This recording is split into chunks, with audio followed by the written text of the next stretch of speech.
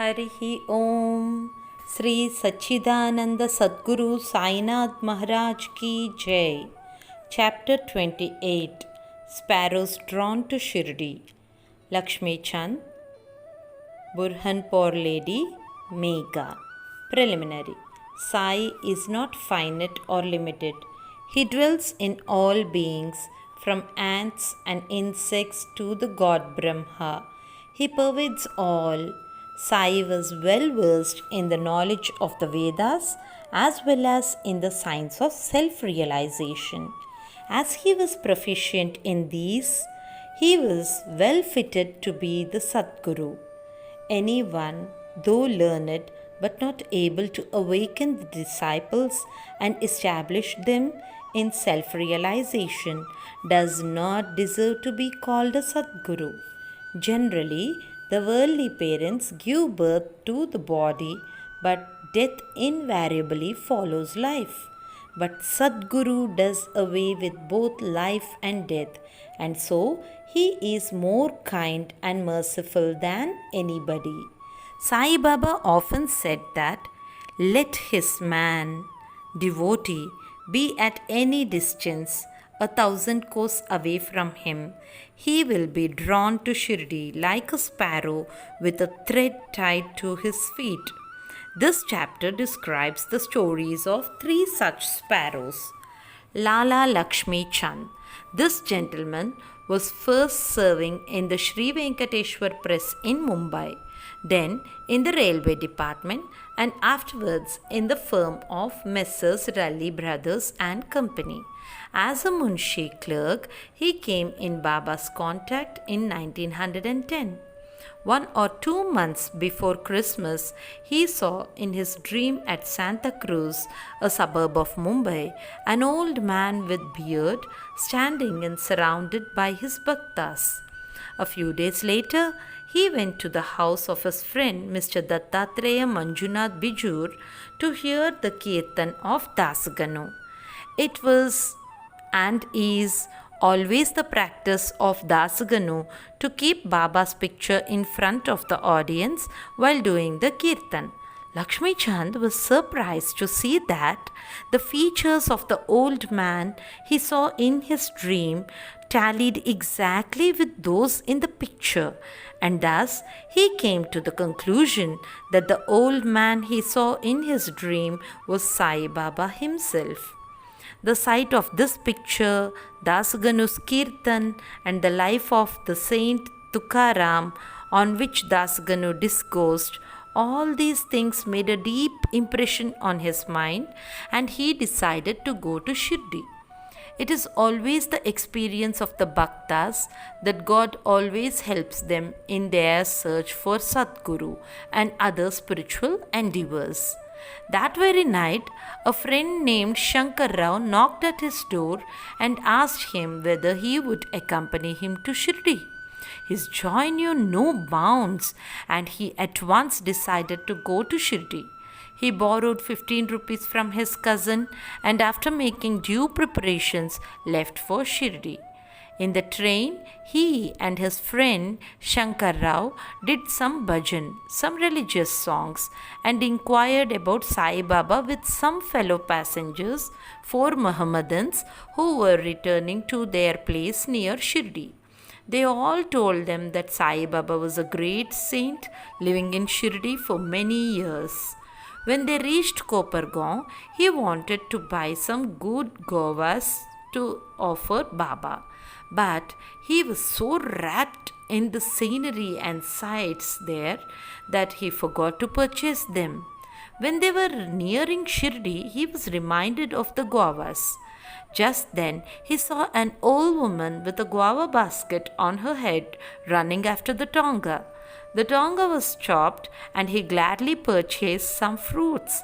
When the woman said, "Take all the rest and offer them on my behalf to Baba." The fact was that he had intended to purchase guavas but had forgotten to do so. The old woman's encounter and her devotion to Baba All these were a pleasant surprise to both the friends, and Lakshmi Chand thought in his mind that the old woman might be some relation of the old man he saw in his dream. Then they drove on and came near Shirdi, and on seeing flags on the masjid, they saluted them. With puja materials in hand, they went to the masjid and worshipped Baba with due ritual. Lakshmi Chand was much moved and was extremely happy to see Baba. He wrapped himself around with Baba's feet as a bee with a sweet smelling lotus. Then Baba spoke as follows: Cunning fellow, he does bhajan on the way and inquires from others. Why ask others? Everything we should see with our own eyes. Where is the necessity to question others? Just think for yourself whether your dream is true or not. Where was the necessity of the darshan by taking a loan from a Marwari? Is the heart's desire not satisfied? Hearing these words, Lakshmi Chand was wonderstruck at Baba's omniscience. He was at a loss to know how Baba came to know about all the things that had happened en route from his house to Shirdi. The chief thing to note in this respect is that Baba never liked people to borrow or take loan for his darshan or celebrating any holiday or making any pilgrimage.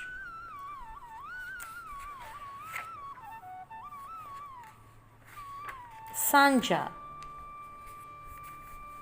At noon, when Lakshmi Chand was sitting for meals, he got some sanja, the wheat pudding, from a devotee as prasad. He was pleased to have it. Next day also he expected it, but got nothing. So he was anxious to get it again. Then on the third day, at the noon Aarti time, Bapu Sahib Jog asked Baba what Naivedya he should bring. Baba told him to bring sanja. Then the Bhaktas brought two big potfuls of sanja. Lakshmi Chand was very hungry and there was some pain in his back. Then Baba said to him, "It is good that you are hungry. Take sanja and some medicine for the pain in this back." He was again wonderstruck to see that Baba again read his mind and spoke out what was passing therein. How omniscient was he! Evil eye. During this visit, Lakshmi Chand also witnessed one night the procession of the Chavadi. Baba then suffered much from cough. He thought that this suffering of Baba might be due to somebody's evil eye. Next morning, when he went to the masjid, Baba spoke to Shama as follows: "I suffered last night from cough. Is it due to some evil eye? I think that somebody's evil eye has worked on me, and so I am suffering." In this case, Baba spoke out what was going on in the mind of Lakshmi Chand. On seeing these proofs of Baba's omniscience and kindness to his bhaktas, he fell prostrate at Baba's feet and said, "I am much blessed with your darshan. Ever be kind and merciful to me and protect me always. There is no other God to me in this world except you. Let my mind be ever wrapped in your bhajan, and feet, let your grace protect me from the miseries of the world, and let me ever chant your name and be happy." After getting Baba's udi and blessings, he returned home with his friend, much pleased and contented, and was singing Baba's glory on the way. He remained a staunch devotee of Baba then onwards, and always sent garlands of flowers, camphor, and dakshina with any person of his acquaintance bound for Shirdi. Burhanpur lady. Now let us turn to another sparrow devotee. One lady in Burhanpur saw in her dream Sai Baba coming to her door and begging khichdi, rice cooked with dal and salt, for his meals. On waking up, she saw nobody at the door. However, she was pleased with the vision and told it to all, including her husband. He was employed in a postal department, and when he was transferred to Akola, both husband and wife, who were devout persons, decided to go to Shirdi. Then, on a suitable day, they left for Shirdi, and after visiting Gomati Teeth on the way, reached Shirdi and stayed there for 2 months. Every day they went to the masjid, worshipped Baba, and passed their time happily. The couple came to Shirdi to offer khichdi as Naivedya, but for the first 14 days, somehow or other, it could not be offered. The lady did not like this delay and tardiness. Then, on the 15th day, she came at noon to the masjid with her khichdi. There, she found that Baba and others were already sitting for meals and that the curtain was down. Nobody dared enter in when the curtain was down, but the lady could not wait. She lifted up the curtain and entered. Strange to say that Baba seemed that day hungry for khichdi and wanted that thing first. And when the lady came in with the dish, Baba was delighted and began to eat morsel after morsel of khichdi. On seeing the earnestness of Baba in this respect, everybody was wonderstruck, and those who heard the story of Khichdi were convinced about his extraordinary love for his devotees. Megha. Now let us go to the third sparrow. Megha of Viramgaon was a simple and illiterate Brahmin cook of Rao Bahadur H.V. Sati. He was a great devotee of Shiva and always chanted the 5-syllabled mantra Namah Shivaya. He did not know the Sandhya nor the chief mantra, the Gayatri. Rao Bahadur Sati was interested in him, taught him the Sandhya and Gayatri. Sati told him that Sai Baba of Shirdi was the embodied form of God Shiva and made him start for Shirdi.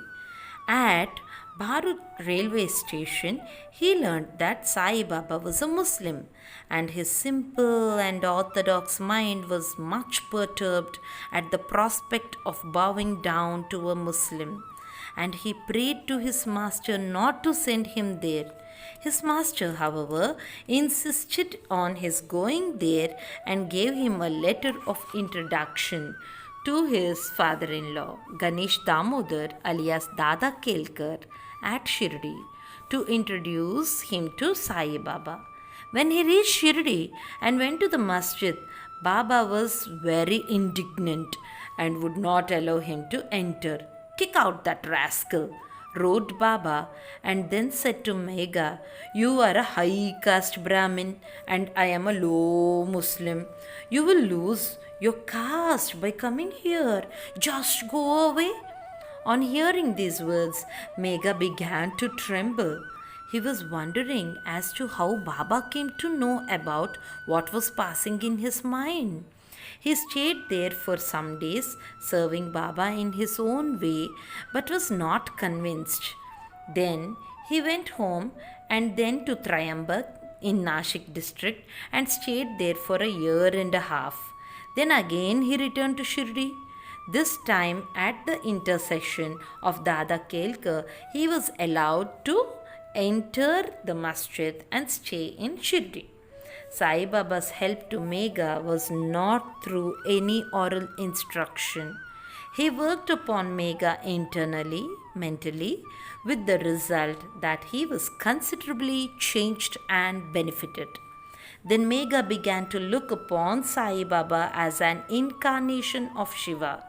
In order to worship Shiva, bay leaves are required, and Megha used to go miles and miles every day to bring them and worship his Shiva. His practice was to worship all the deities in the village and then come to the masjid, and after saluting Baba's gadi, he worshipped Baba, and after doing some service like shampooing his legs, drank the washing tirtha of Baba's feet. Once it so happened that he came to the masjid without worshipping Khandoba, as the door of the temple was closed. Baba did not accept his worship and sent him back again, saying that the door was open then. Megha went, found the door open, worshipped the deity, and then returned to Baba as usual. Ganges bath. On one Makar Shankranti day, Megha wanted to besmear the body of Baba with sandal paste and bath him with Ganges water.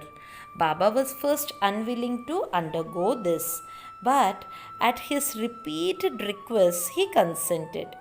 Megha had to traverse a distance of 8 kilometers, going and returning, to bring the sacred water from the Godavari river.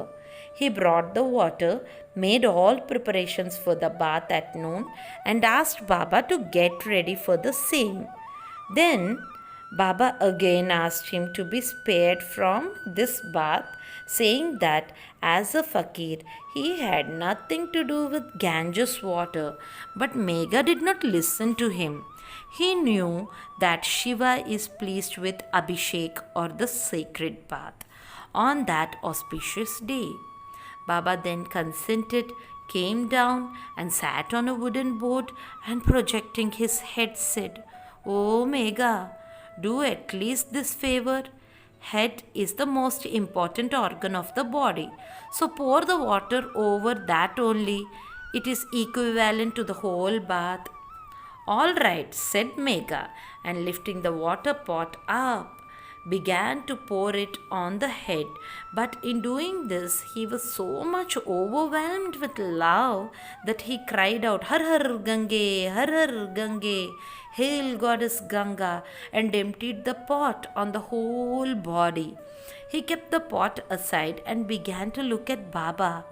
But to his surprise and amazement, he found that only Baba's head was drenched, while the whole body is quite dry. Trident and Pindi. Megha worshipped Baba at two places. In the masjid, he worshipped Baba in person, and in the Wada, Baba's big picture given by Nana Sahib Chandrodkar. This he did for 12 months. Then, in order to appreciate his devotion and confirm his faith, Baba gave him a vision. One morning, when Megha was still lying down on his bed with eyes closed but internally awake, he saw clearly Baba's form. Baba, knowing him to be awake through akshata, the rice grains marked red with kumkum, and said, "Megha, draw a trident," and disappeared. Hearing Baba's words, he eagerly opened his eyes, saw no Baba there, but only rice grains spread here and there. He then went to Baba, told him about the vision, and asked permission to draw trident. Baba said, "Did you not hear my words asking you to draw trident? It was no vision, but direct order. My words are always pregnant with meaning and never hollow." Megha said, "I thought you woke me up, but all the doors were closed. So I was doubtful and thought it to be a vision." Baba rejoined, "I require no door to enter. I have no form. I always live everywhere. As a wire puller, I carry on all the actions of the man who trusts me and merges in me." Megha returned to the Wada and drew a red trident on the wall near Baba's picture. Next day, a Ramadasi Bhakta came from Pune, saluted Baba, and offered him Pindi, a phallic image of Shiva. At this time, Megha also turned up there. Baba said to him, "See, Shankar has come. Protect him. Worship now." Megha was pleasantly surprised to see Pindi. Also in the Wada, Kaka Sahib Dikshit was standing with the towel on his head after having taken his bath, and was remembering Sai when he saw the Pindi in his mental vision. While he was wondering about this, Megha came and showed him the pindi presented to him by Baba. Dikshit was happy to know that this pindi exactly tallied with the one he saw just a few minutes before in his vision. In a few days, after drawing of the trident was complete, Baba installed the pindi near the big picture which Megha was worshipping. The worship of Shiva was dear to Megha, and by the drawing of the trident and the installation of the pindi, Baba confirmed his faith therein. After continuous service of Baba for many years, doing regular worship and arati every noon and evening, Megha passed away in 1912. Then Baba passed his hands over his mortal remains and said, "This was a true devotee of mine." Baba also ordered that his own expense the funeral dinner should be given to the Brahmins, and this order was carried out by Kaka Sahib Dikshit. Woe to Sri Sai, peace be to all. Before we end this chapter, let us recollect one good saying from Baba. Spend money in charity, be generous and munificent, but not extravagant.